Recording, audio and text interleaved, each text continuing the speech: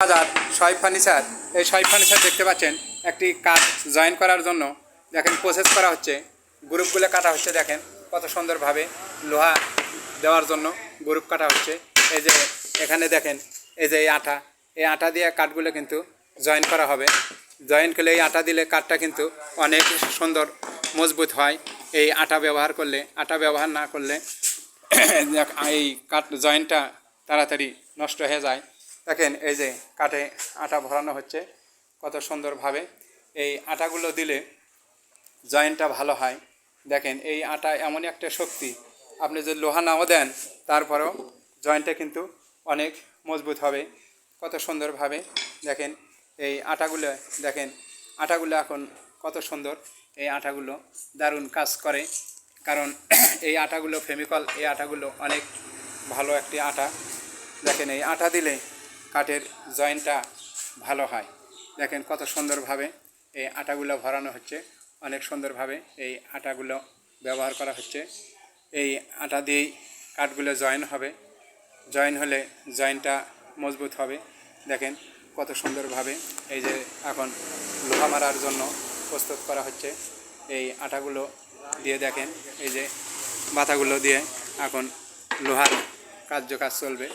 দেখেন এই যে জয়েনের জন্য প্রসেস করা হচ্ছে, অনেক সুন্দরভাবে এই প্রসেস করা হচ্ছে এই লোহা মারার জন্য। দেখেন এই যে কেলাম আছে, এই কেলাম দিয়ে চাপ দিবে, চাপ দিলে কেলাম দিয়ে চাপ দেওয়ার পরে জয়েন্টগুলো দেখেন এই কেলাম দিয়ে চাপ হবে। এই যে একটি কেলাম দেখতেছেন, এই কেলামের ভেতরে দেখেন এই যে কেসি কলে ফালাইয়া কাঠটা কীভাবে জয়েন করা হবে। দেখেন কত সুন্দরভাবে এই যে জয়েনের জন্য প্রস্তুত করা হচ্ছে। এই কাঠগুলো অনেক সুন্দরভাবে দেখেন এই জয়েনের জন্য কেলাম পেঁচ দিয়ে টাইট করা হচ্ছে, অনেক সুন্দরভাবে লোহা মারার জন্য প্রস্তুত করা হচ্ছে।